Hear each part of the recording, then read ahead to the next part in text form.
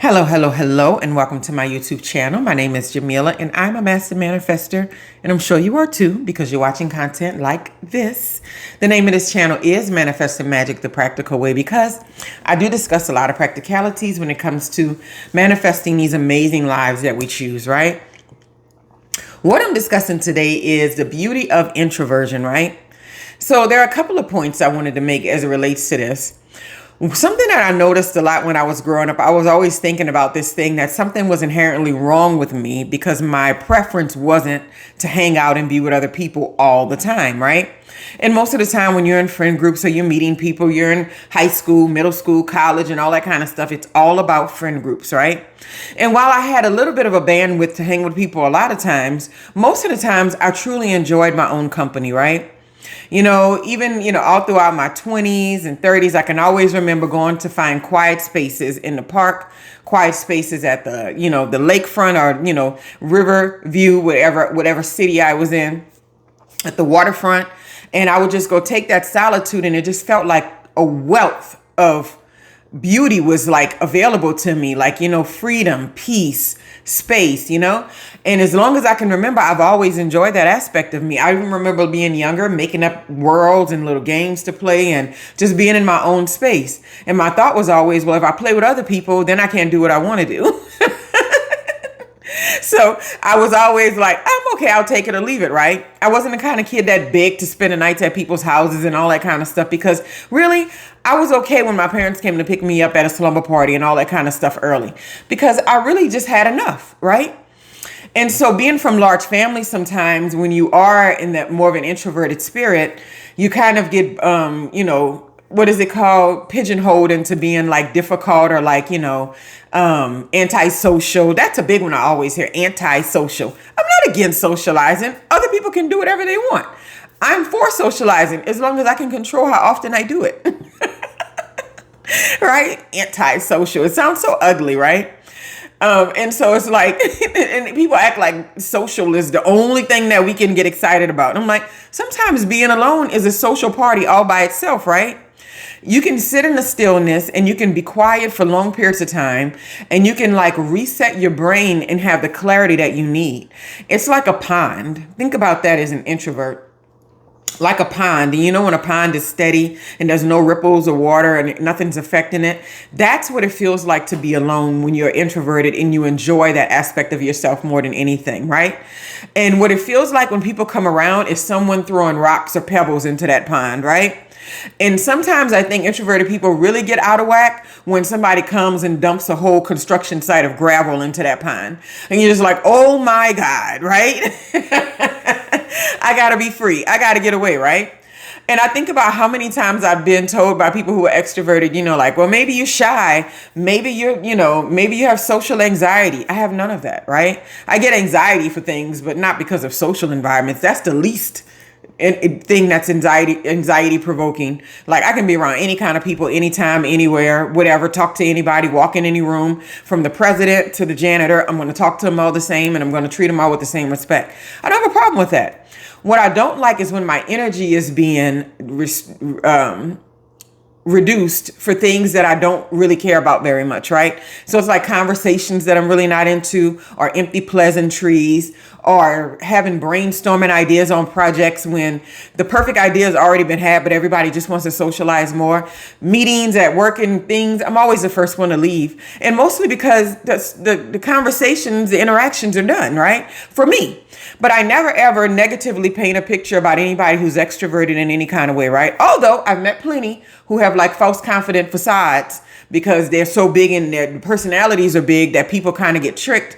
But when you're an introvert, you have sat alone so well in your quiet, still space that you have much more of an ability to read people because you're quiet in the mind. You can read environments better. You can read situations because your first idea when you walk into the room is to read the frequency and see what's happening and listen, right?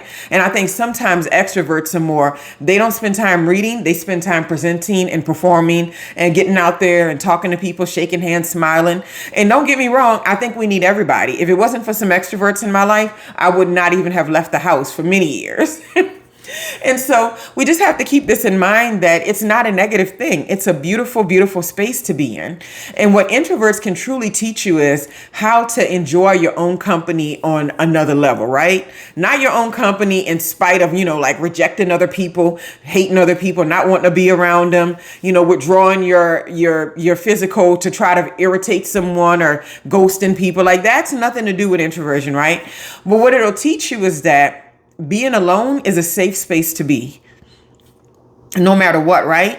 And that's even for people who like to be in relationships, for people who like to have friend groups, for people who like to work in open office environments. Oof, worst nightmare for an introvert, open office environments. But nonetheless, it's the same. It's like you need to be okay with being by yourself, and being by yourself needs to feel whole and complete. And so there's a such thing as being alone, and then there's a such thing as being lonely. And most introverts that I know, including myself, we are never lonely. Never lonely, right? No matter how alone we are, never lonely. I felt more lonely in environments where I was in a room with 50 people, right? But alone, that feels amazing to me in a lot of ways, right? But at the same time, I can teach classes, I can teach workshops, I can go on vacations and talk to people in those environments and do work and collaborate and do group projects and all that fun stuff. But at the end of the day, or either at the end of an hour or two, I'm going to go get some time to myself because that's just who I am. And because it's such a sweet spot for myself, I always think everybody should have this. Everybody should do this. But I really don't know what being alone is like for everyone. I always feel like it's something that everybody should be able to do. But maybe it's too torturous for some people. Maybe it's too boring for some people. Maybe it's too unfulfilling for some people. And I am perfectly okay with that, right? But what I don't like is when extroverts try to tell me that something is wrong with me, or that I'm antisocial, or that I don't like people, or that there's something negative wrong with wanting to spend time by yourself. But, I don't give too much attention to it anymore. But I always say I've known plenty of people smoking and drinking. Some of those things people probably wouldn't even been doing if they weren't trying so hard to fit in with the extroverted world, right? Anyway, that's all I had to say today. If you're an introvert, it's a beautiful, beautiful space to be in. It's a clear mind for me 99% of the time when I get to have these moments. It's refreshed energy. I can approach and be a part of environments without having the stink of energies that have been collected on me all day. And, you have to interact. That it wears me out, right? And, I can be free and peaceful is like the best way that I can operate, right? And I think also too, with a lot of introverts, what I've noticed too, they're highly sensitive and they pick up on energies in rooms and spaces a lot easier than other people sometimes. And so when that happens, some people are just walking in and they're giving out and sucking up what's in the room.